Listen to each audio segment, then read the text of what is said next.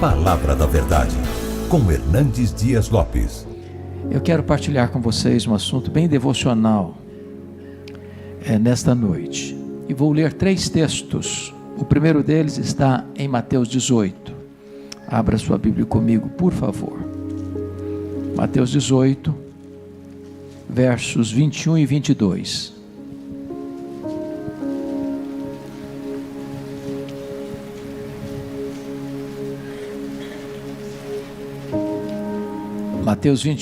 Mateus 18, 21 e 22 diz assim: Então Pedro, aproximando-se, lhe perguntou: Senhor, até quantas vezes meu irmão pecará contra mim que eu lhe perdoe?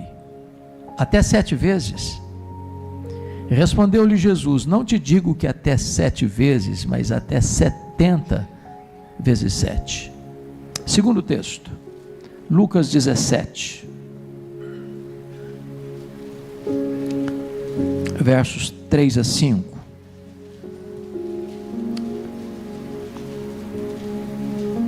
Acautelai-vos, se teu irmão pecar contra ti, repreende-o.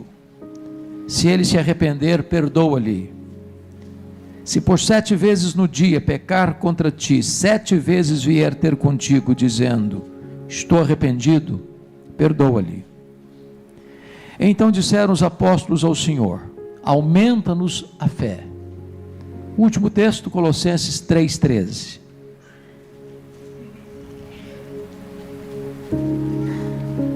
Está escrito, Colossenses 3,13. Suportai-vos uns aos outros, perdoai-vos mutuamente, caso alguém tenha motivo de queixa contra outrem. Assim como o Senhor vos perdoou, assim também perdoai vós. Eu estou convencido de que nenhuma pessoa neste seleto auditório pode dizer: eu não preciso desse assunto. Nunca errei com ninguém. Nunca precisei pedir perdão. Nunca precisei perdoar ninguém. Então essa mensagem é para mim e é para você. Precisamos dela, porque nós não viemos de uma família perfeita. Nós não somos uma pessoa perfeita. Nós não nos casamos com uma pessoa perfeita. Nós não temos filhos perfeitos. Nós não frequentamos uma igreja perfeita. Por isso, mais hoje ou mais amanhã, nós vamos ter motivos de queixas uns contra os outros. Hoje eu quero tratar de 3 assuntos. O primeiro deles é por que perdoar.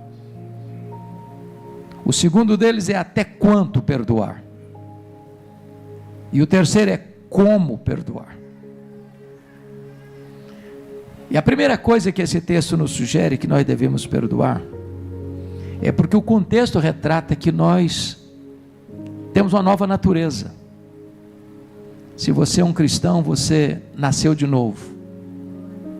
Se você nasceu de novo, você tem um novo coração, uma nova mente, uma nova vida. Se você nasceu de novo, você já foi perdoado. E no céu só tem um tipo de gente que entra: os que foram perdoados. Ninguém entrará no céu se não foi perdoado. E ninguém entrará no céu se não perdoar. Quem não perdoa, não pode ser perdoado. E se alguém não é perdoado, não pode ser salvo. Então, essa é uma questão vital, absolutamente necessária. Até porque não há saúde emocional sem perdão. Não há casamento saudável sem perdão. Não há família saudável sem perdão. Não há igreja saudável sem perdão. É vital. É absolutamente necessário. Mas, se eu já fui perdoado, eu preciso também perdoar. E por que eu preciso perdoar? O texto diz, porque há momentos em que nós temos queixas uns contra os outros. Honestamente, quem de nós aí nunca perdeu as estribeiras? Quem de nós já não passou do ponto em algum momento da vida? Quem de nós já não se irritou e acabou falando palavras que não devia falar, com tom de voz que não devia usar, e acabou machucando e ferindo a pessoa que a gente mais amava?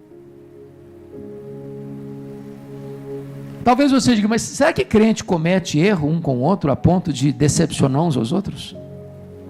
A Bíblia fala de Paulo e Barnabé, dois grandes líderes da igreja.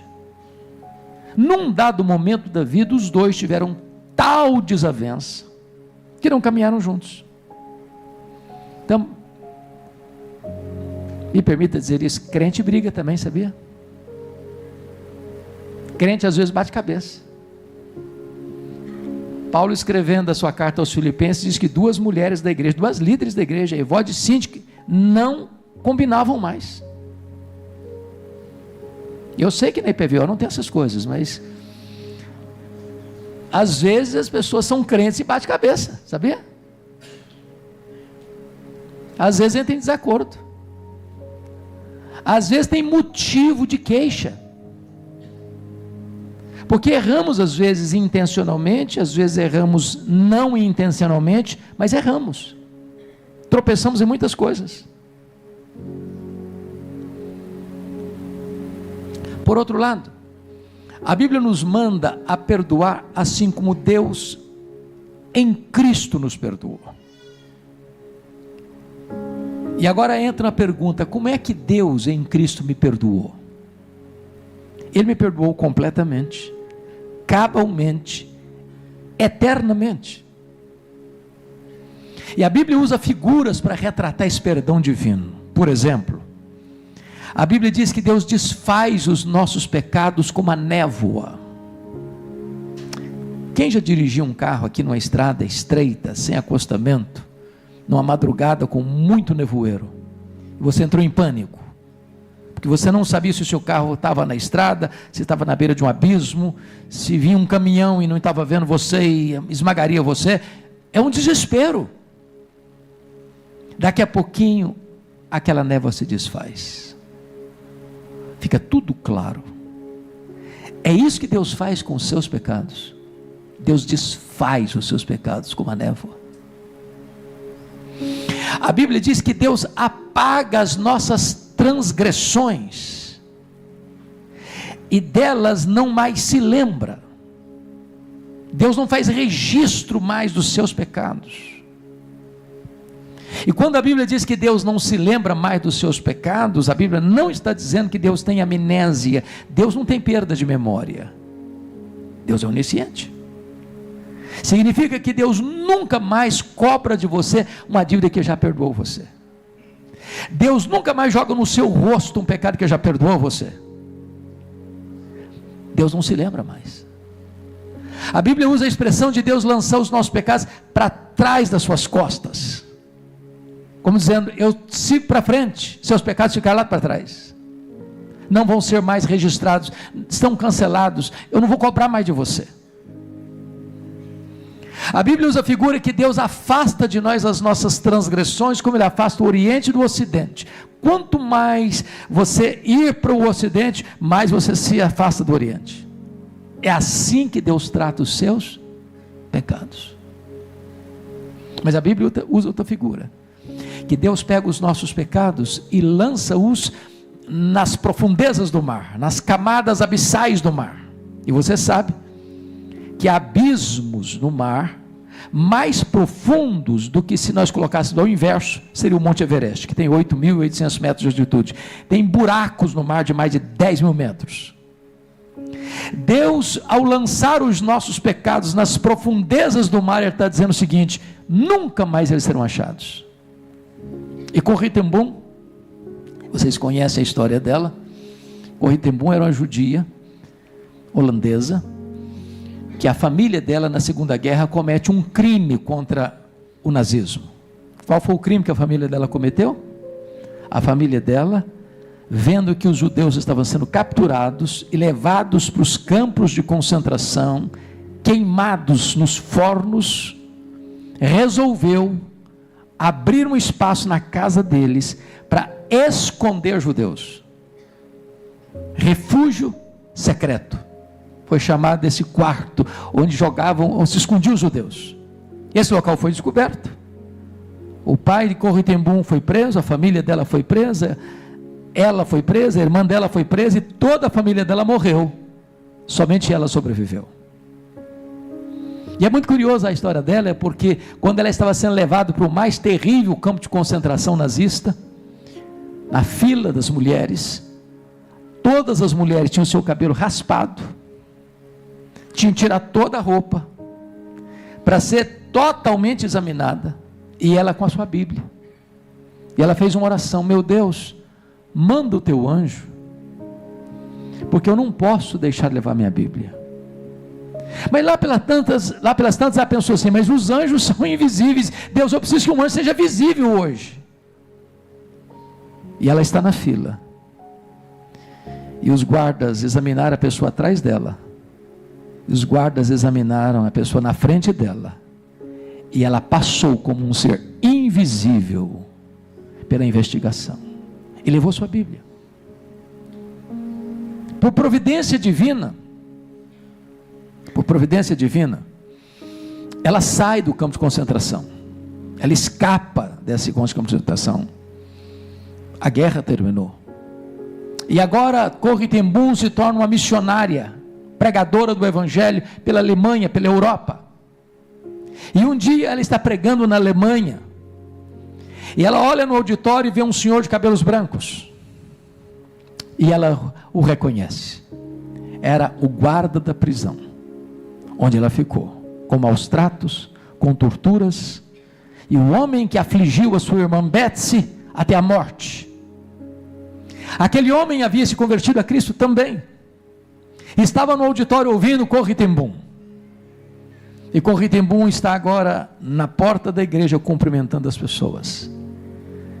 Quando ela vê este homem se aproximando e estendendo a mão para ela, e diz: Corrie ten Boom, eu preciso lhe pedir perdão. E ela encolheu a mão, gosto de sangue veio na boca, uma dor avassaladora em sua alma. Então o Espírito de Deus segredou o coração dela: estenda a mão, perdoe, fique livre, deixe esse homem livre. Ela estendeu a mão para ele e disse: eu sei quem é o Senhor, de fato eu sei o mal que o Senhor me fez, mas eu tomo a decisão de lhe perdoar, fique livre, porque eu estou livre. E quando Corrie ten Boom examina o livro de Miqueias, capítulo 7, que Deus pega os nossos pecados e lança-os nas profundezas do mar, ela disse: Deus faz mais uma coisa, bota uma placa nesse local: é proibido pescar aqui. Deus perdoa completamente, plenamente, eternamente. E a Bíblia diz que eu devo perdoar, assim como Deus em Cristo me perdoou. A Bíblia é tão categórica nesse assunto, meus irmãos, que ela diz o seguinte: se você não perdoar, você não pode orar, suas orações são interrompidas. Aliás, a Bíblia diz que se você tratar a sua mulher de maneira agressiva, não viver a vida comum no lar, suas orações são interrompidas. A Bíblia diz que se você não perdoar, você não pode trazer sua oferta ao altar, porque antes de Deus aceitar a oferta, Ele tem que aceitar o ofertante. A Bíblia diz que se você não perdoar, você não pode ser perdoado, porque Jesus nos ensinou: perdoa-nos as nossas dívidas, assim como nós perdoamos aos nossos devedores. Se você não perdoa, você está pedindo juízo para a sua cabeça. A Bíblia diz que se você não perdoar, você entrega aos verdugos da consciência, aos flageladores da alma, você não tem paz. Aliás, guardar mágoa é uma questão de falta de bom senso, porque guardar mágoa é a mesma coisa de você beber um copo de veneno pensando que o outro vai morrer. É autofagia. Quando você guarda mágoa de alguém, esse alguém bota um cabresto em você, controla a sua mente. Você vai chegar em casa cansado para tirar uma soneca, e se deita do seu lado e vira o seu pesadelo. Você vai chegar em casa para fazer um lanche, essa pessoa se assenta à mesa com você e tira o seu apetite. Você vai sair de férias com a sua família, ela pega carona com você e estraga as suas férias. A única maneira de você ter saúde espiritual, física e emocional é perdoando. Agora, o perdão, me permita dizer isso, não é fácil. Não é fácil. Ninguém perdoa, meus irmãos, porque foi bem criado, porque tem um temperamento ameno, ou porque é membro da IPVO. Perdão é uma obra da graça de Deus em nós. Eu já tive muitas dores na vida, muitas. Mas talvez até hoje a dor mais aguda que eu já senti aconteceu no primeiro ano do meu pastorado. Ano de 1982, eu estava começando o meu ministério em Bragança Paulista. Eu sou filho caçula, e meu irmão acima de mim, no dia 1º de agosto de 1982, completou 27 anos de idade, com 2 filhos pequenos. No dia seguinte, dia 2 de agosto, ele foi brutalmente assassinado, com 11 golpes de faca, todos mortais, pelo primo primeiro da sua mulher, gente criada conosco dentro da nossa casa. Quando eu recebi o telefonema, foi como um soco no meu estômago, eu perdi a voz. Quando Deus restaurou minhas forças, a primeira palavra que Deus botou na minha boca foi esta: eu perdoo o assassino. Eu não tinha outra opção, ou perdoava, ou adoecia, ou perdoava, ou minha vida transformar-se no inferno, ou perdoava, ou teria que abandonar o ministério. Mas eu posso lhes garantir que o perdão é maior que o ódio.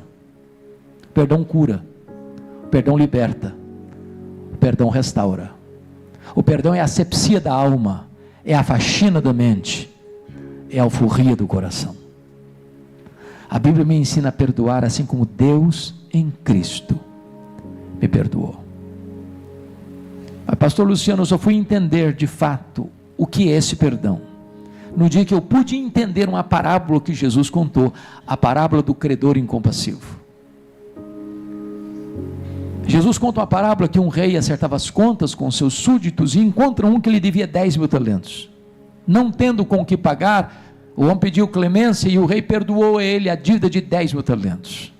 Lá na frente, aquele cidadão perdoado encontra um conservo que lhe devia 100 denários, também não tendo com o que pagar, pediu clemência e disse: não, comigo é assim não, eu não perdoo não, pago o que você me deve, senão eu ponho você na cadeia.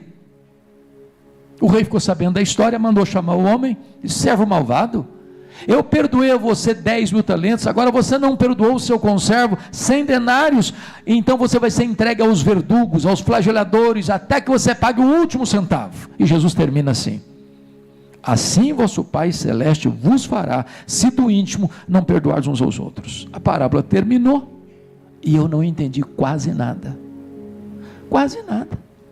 eu não sei quanto vale 10 mil talentos, também não sei quanto vale 100 denários, não é a nossa moeda.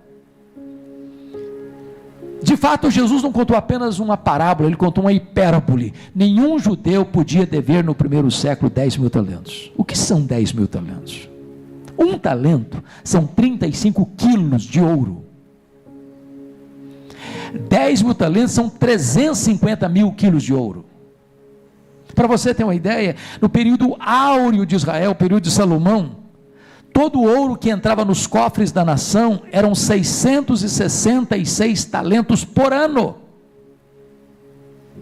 10 mil talentos eram todos os impostos da nação durante 13 anos. De acordo com o salário da época, para um homem granjear 10 mil talentos, ele teria que trabalhar 150 mil anos. Portanto, a dívida é o quê? Impagável. Pois este é o tamanho da dívida que eu tenho com Deus, que você tem com Deus, que nós temos com Deus. Nós nunca poderíamos quitar a nossa dívida com Deus. Sabe o que Deus fez com a sua dívida? colocou-a sobre Jesus. E lá na cruz ele pegou a escrita de dívida que era contra nós, rasgou, anulou, encravou na cruz e diz: está pago, está consumado, você não deve mais nada. Esse é o perdão que Deus deu a você, perdão livre, perdão infinito, perdão eterno, perdão completo, perdão cabal. E agora a Bíblia diz que eu devo perdoar como Deus em Cristo me perdoa. Ninguém aqui nesse auditório pode dizer: não, pastor, se eu contar a minha história, o senhor vai me dar razão. Sofri muito, fui muito injustiçado, me machucaram demais, levei muito prejuízo. A Bíblia diz que eu devo perdoar, assim como Deus em Cristo me perdoou. Por que que você deve perdoar? Por que que eu preciso perdoar? Porque nós somos muito perdoados. Vamos ao segundo texto, Mateus 18, 21 e 22, volta lá comigo, por favor.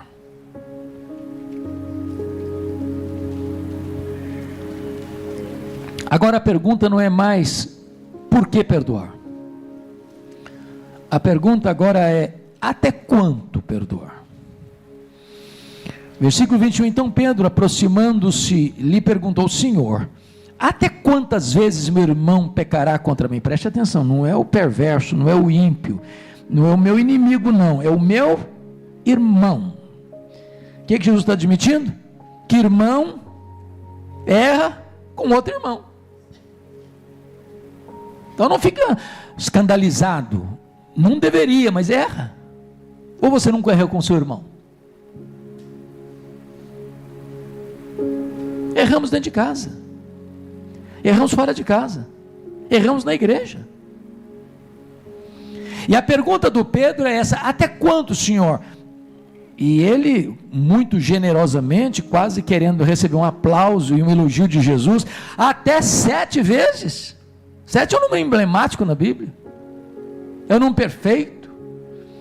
Os rabinos da época diziam que se perdoava, devia se perdoar até 3 vezes, mas 7, Pedro estava querendo arrancar um aplauso de Jesus. Parabéns, Pedro, você é um cara batuta, você é crentão mesmo. Para Pedro é como se fosse uma cota. Senhor, até onde vai essa cota de perdão? Até 7 vezes, Senhor. E Jesus desconcerta o Pedro e responde para ele: não até 7 vezes, Pedro, até 70 vezes 7. Acho que Pedro não tinha feito o Kumon, então não tinha uma resposta rápida para dar. Ele não tinha feito esse cálculo na cabeça dele rapidamente. É claro que Jesus não está falando de 490 vezes. O que Jesus quis dizer para Pedro é que o perdão é ilimitado.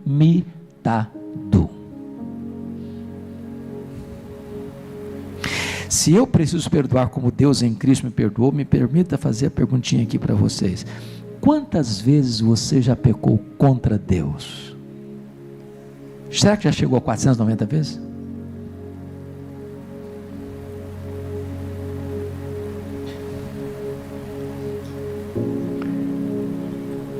Quando você erra, quando você peca, se você é uma pessoa convertida, você chega para Deus: Senhor, eu errei, o Senhor me perdoe. Aí no outro dia você diz: Senhor, o Senhor me perdoe, eu errei, tá, Senhor? Aí no dia seguinte falou: Senhor, o Senhor tem misericórdia de mim, eu pequei. Aí no outro dia você: Senhor, ó, estou aqui de novo, tá? Batendo na porta da tua misericórdia, eu falhei outra vez. E o que você espera de Deus? Que Deus perdoe você, que Deus perdoe você, que Deus perdoe você, que Deus perdoe você, que Deus perdoe você. É quantas vezes, Senhor? 70 vezes 7, ilimitadamente. Não é cota, não é cota. Se fosse cota, já tinha extrapolado essa cota há muito tempo. Só que a pergunta de Pedro não tem a ver com quanto Deus já perdoou você, porque isso é infinito. A questão é: e agora? Como é que eu vou aplicar isso na minha relação com o meu irmão? Não é com o inimigo, não, é com o meu irmão, com gente da mesma família.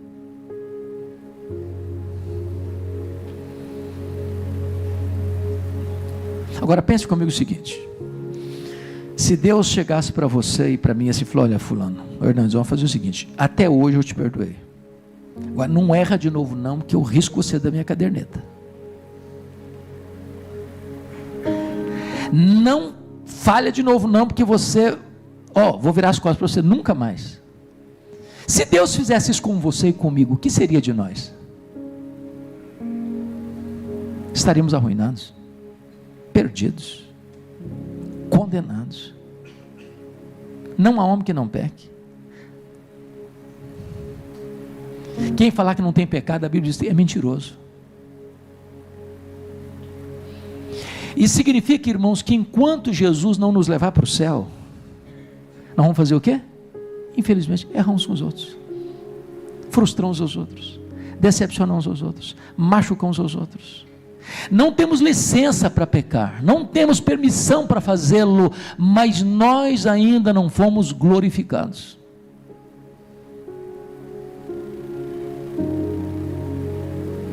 Até quanto vão perdoar, Senhor? Até 70 vezes 7. Continua perdoando. Continua perdoando. Continua perdoando. Agora, me permita dizer isso, porque é um outro ponto muito importante. Há muitos crentes, meus irmãos, que enfrentam um outro problema nesta área, que é perdoar a si mesmo. Pastor Luciano, no gabinete pastoral, e eu, na minha caminhada também, já temos visto tanta gente assim. A gente cometeu um erro lá atrás, que nunca conseguiu superar. Ou gente que sofreu um abuso na infância, nunca conseguiu se recuperar. Gente que foi machucado por palavras, por atitudes, às vezes de pai, de mãe, de parente, de marido, de mulher, de alguém próximo, e não consegue se perdoar. Ou gente que cometeu um deslize, um erro moral, e que não consegue mais se recuperar, sair dessas teias da culpa, do chicote da acusação. Gente que vive numa verdadeira masmorra espiritual, prisioneiro, com algemas invisíveis, num pelourinho, açoitado diuturnamente pelo chicote da culpa, atormentado de dia e de noite. Certa feita eu fui convidado para fazer uma visita a uma senhora. Essa senhora tinha 80 anos, e o filho mais velho disse para mim assim: pastora, minha mãe sempre foi uma mulher triste, sempre, cronicamente triste. Levamos para todo tipo de médico, psicólogo, psiquiatra, fez todo tipo de exame possível e inimaginável, nunca ninguém detectou a razão da tristeza dela. O senhor podia ir lá orar por ela? Eu falei, eu vou. Quando eu chego naquela casa, aquela senhora estava sentada num sofá, com um olhar distante, com um semblante abatido, e eu começo a conversar com ela. Ela disse para a família: eu preciso ficar sozinha com o pastor. E quando eu fico sozinho com ela, ela me olha nos olhos e me diz assim: pastor, eu sofro há 60 anos. E eu perguntei: mas por quê? Ela me respondeu: eu traí meu noivo, ele nunca ficou sabendo. Fui casada há muitos anos com ele, sou viúva há vários anos, mas aquele pecado está tão vivo na minha memória, como se eu tivesse cometido hoje de manhã. Eu não tenho paz, eu vivo debaixo do carrasco da culpa todo dia. Eu chorei com aquela mulher, falei para ela da graça de Deus, contei para ela do sangue do Cordeiro que nos purifica de todo pecado, e aquela mulher com 80 anos se rendeu a Cristo. Tive o privilégio de discipulá-la, de batizá-la, de acompanhá-la mais 10 anos, uma mulher que tinha um sorriso nos lábios agora, mas que nunca tinha perdoado a si mesma, nem recebido o perdão de Deus. Estou pregando em São Paulo, pouco tempo, e uma mulher veio para mim e me mostrou a palma da mão rasgada. E ela disse: o senhor está vendo essa mão rasgada? Eu falei: estou vendo a cicatriz aí. Ela me disse: eu fui esfaqueada pela minha mãe quando eu tinha 10 anos. Ela me disse: eu odiei minha mãe 50 anos. Eu enterrei a minha mãe e não a perdoei. E hoje eu sou atormentada pela culpa porque eu não perdoei minha mãe. Tem muita gente hoje, irmãos, vivendo uma vida miserável porque nunca tomou posse do perdão de Deus. Helenivação, talvez a maior expressão de capelania hospitalar no Brasil. Num dos seus livros conta a história de Doralice. Doralice era uma moça que, em virtude dos dramas da vida, das angústias da alma, toma a decisão de tirar a vida. E ela tomou solda cáustica, destruiu todos os seus órgãos. E um dos mais afamados cirurgiões de São Paulo dedica-se a cuidar da Doralice e fez várias cirurgias corretivas no seu organismo. Depois de meses e meses e meses de tratamento intensivo, com muitas cirurgias, consegue recuperar a saúde da Doralice e com muita alegria deu alta para a Doralice. Ela voltou para sua casa para recomeçar a sua vida. Esse médico afamado, convidado para uma grande conferência de cirurgia na Europa, arrumava as malas para ser um dos preletores, onde daria testemunho do sucesso do tratamento de Doralice. Quando ele está terminando de arrumar as malas, o telefone toca, ele atende, é da casa de Doralice, e a informação era essa: Doralice acabou de cometer suicídio. Ele cancela a viagem, rapidamente vai para o local onde a família estava, com o corpo gelado da Doralice, estendido ainda na cama, e ele chora sobre o cadáver da Doralice e disse: Doralice, me perdoe, eu curei as feridas do seu corpo, mas eu não lancetei os abscessos da sua alma. Talvez hoje você vai precisar cuidar de você mesmo, perdoar a você mesmo, tomar posse do perdão de Deus. Tem muita gente hoje ceifando a própria vida, porque não consegue lidar com a dor da culpa, porque nunca entendeu o perdão de Deus, e nunca recebeu o perdão de Deus, e nunca perdoou a si mesmo. Até quantas vezes, Senhor? Até 70 vezes 7. É infinito, não tem limite. Bom, vamos ao último texto, Lucas 17.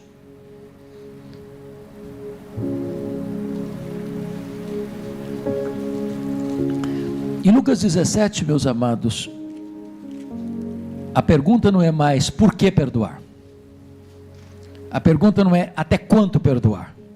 Lucas 17, a pergunta é como perdoar. E o verso 3 começa com uma palavra muito sugestiva. Jesus começa assim: acautelai-vos. Por que Jesus fala disso aqui, quando vai tratar de perdão? Porque a primeira coisa que nós temos que compreender é que, se eu estou falando de perdão, eu estou falando que duas pessoas ou mais estão o quê? Machucadas, feridas, magoadas. Eu preciso de cautela, sabe para quê? Para não pegar uma marreta de 5 quilos para pregar uma taxinha, para não usar uma força desmesurada para resolver um problema. Gálatas capítulo 6 diz assim: se o teu irmão for surpreendido em alguma falta, vós que sois espirituais, corrigi-o com espírito de brandura. E a palavra corrigir aí, na língua original, é uma palavra da medicina ortopédica, de alguém que quebrou um osso, precisa ser colocado no lugar, tem que ter o quê? Cuidado, sensibilidade, está machucado, está doído, cautela. Me permita 2 exemplos. Vocês se lembram de João 8, quando aqueles escribas e fariseus pegaram aquela mulher apanhada em flagrante adultério e jogaram a mulher aos pés de Jesus com o dedo em riste, dizendo: a lei ordena que tais pessoas sejam apedrejadas, e tu o que dizes? Aquelas pessoas não estavam preocupadas com Jesus, elas não estavam preocupadas com a lei, elas não estavam preocupadas com a mulher. Aquelas pessoas queriam usar aquela situação para acusar Jesus e levá-lo à morte. E a Bíblia diz que Jesus não respondeu nada para eles. Ao contrário, agachou-se e com o dedo começou a escrever no chão, com a poeira do deserto que caía. E eles insistiram com a pergunta: e aí, não vai responder? A lei manda apedrejar, tu o que dizes? E Jesus então diz assim: se alguém tiver sem pecado, atire a primeira pedra. E é curioso que a palavra escrever no chão não é grafê, é epigrafê no grego, trazendo a ideia de que Jesus estava não só escrevendo algo, mas talvez escrevendo em letras garrafais os pecados dos acusadores. E eles foram se retirando, um por um, a partir do mais velho. Então Jesus se volta para a mulher e pergunta assim: mulher, onde estão os teus acusadores? Eles não te condenaram? Eu também não te condeno. Vai, não peques mais. Jesus tratou do problema, mas Jesus tratou da pessoa que cometeu o problema. Jesus cuidou da pessoa machucada, pecadora, para restaurá-la. Cautela, tato, bondade, misericórdia. Vamos ao segundo exemplo. Pedro negou Jesus covardemente.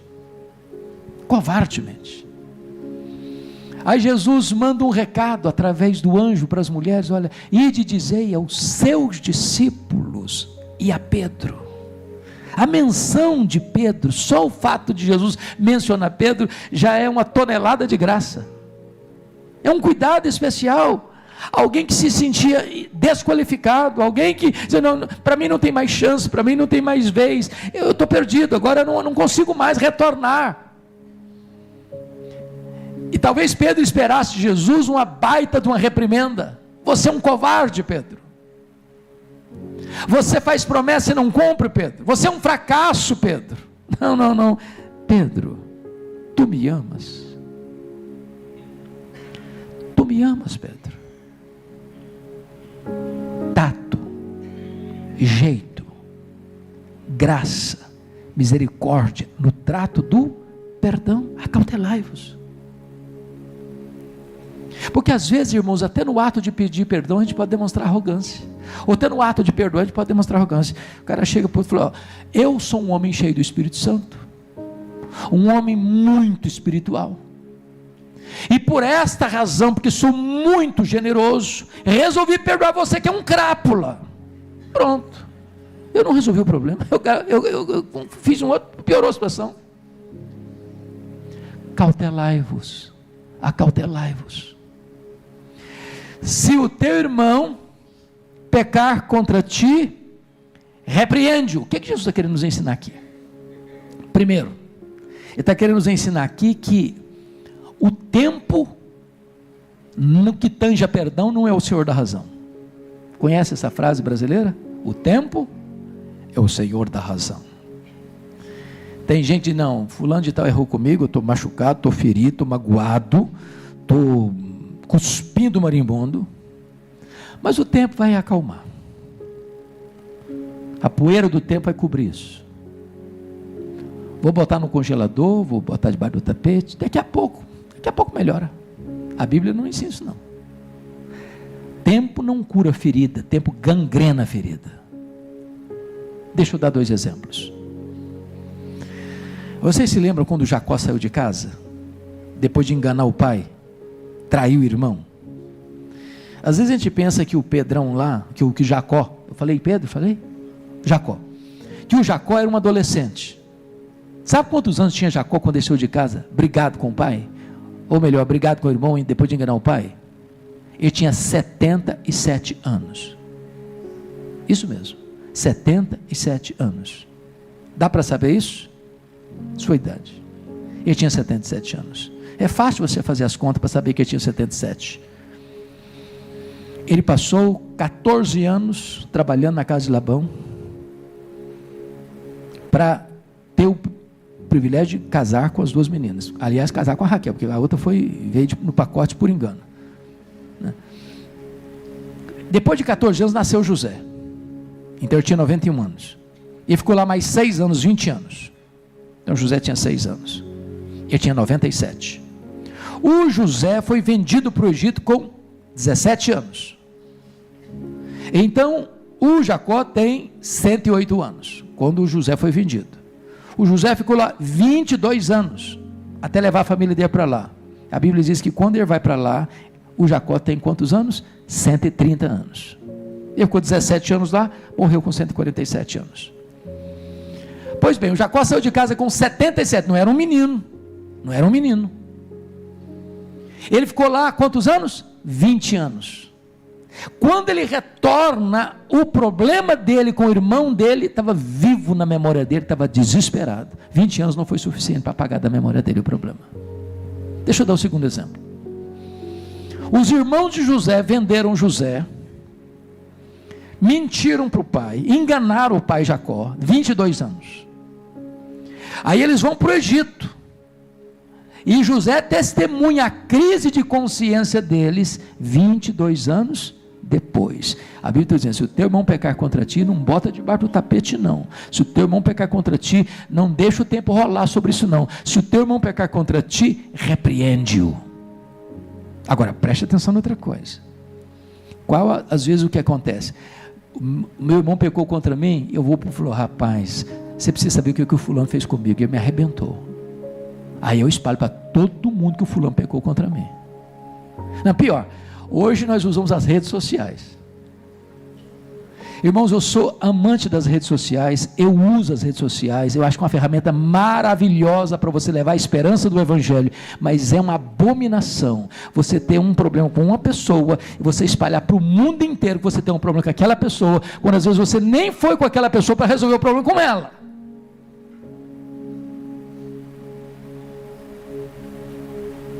Se o teu irmão pecar contra ti, repreende, vai a ele, resolve o problema com ele, não espalha para todo mundo.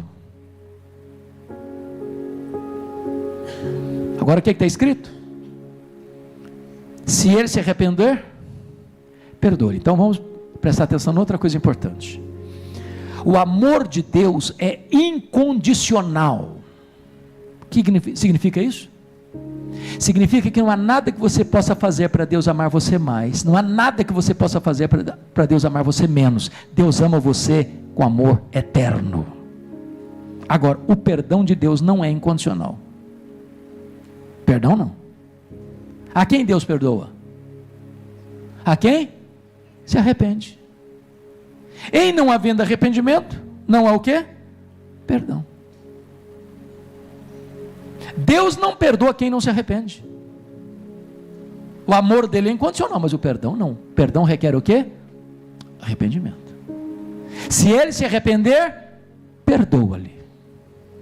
Agora, vamos ao verso 4, irmãos, que o verso 4 é uma situação que Jesus cria sem muita concretude na nossa realidade.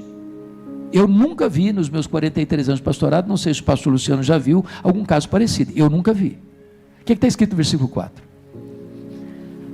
Se por 7 vezes no dia pecar contra ti, e 7 vezes vier ter contigo dizendo, estou arrependido, perdoa-lhe. Conhece algum caso assim? Num dia só, 6 da manhã o cara chuta a sua canela direita. Aí vem, desculpa, eu estava meio irritado, você me perdoe, tá? 9 horas da manhã e vem e chuta a canela direita, a esquerda. Aí chega logo depois, rapaz, eu estava nervoso, você me perdoe. Aí meio-dia volta outra vez e fala mal de você. Ah, cara, me desculpa, tá?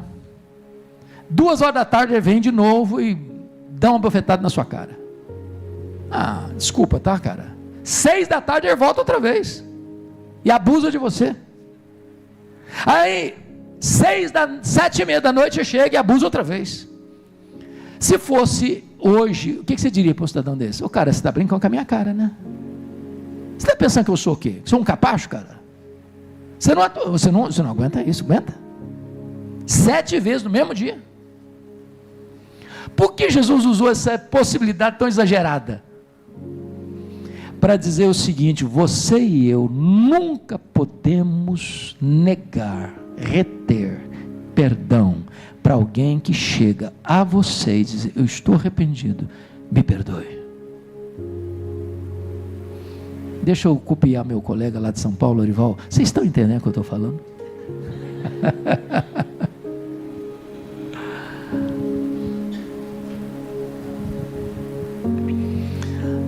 Terminando,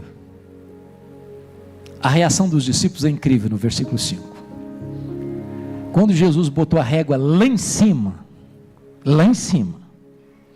os apóstolos responderam assim: senhor, ó, o negócio é o seguinte, ó, o senhor botou a régua muito em cima, isso não dá para nós não, o senhor está fazendo algumas exigências aí que não dá para nós não, então faz o seguinte, o senhor aumenta a nossa fé, porque com a nossa capacidade, do jeito que nós somos, nós não vamos conseguir fazer isso não. Irmãos, perdão é uma obra da graça de Deus em nós, não é um sentimento, não é uma emoção, é uma decisão. Você resolve perdoar, você faz isso pela fé.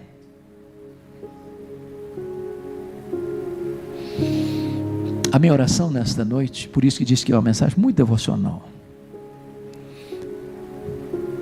é que você faça uma análise no seu coração. E se você lembrar que alguém tem alguma coisa contra você, não é que você tem contra ela, não, se você lembrar que alguém tem alguma coisa contra você, você pode ser o inocente na história. Toma iniciativa, vá lá, marca um café. Se não quiser ir na sua casa, marca na padaria, vai lá, conversa, acerta os ponteiros, arranque essa raiz de amargura do seu coração, fique livre, deixa outra pessoa livre, não use subterfúgios, porque às vezes no ato de pedir perdão a gente usa subterfúgios. Eu errei, mas você errou mais do que eu. Isso não é pedir perdão. Eu posso ter feito isso e isso, mas pelo menos não sou igual a você que fez aquilo e aquilo outro. Também não resolve assim. Não é assim que a gente faz. Tome a decisão de perdoar completamente, como Deus em Cristo perdoou você.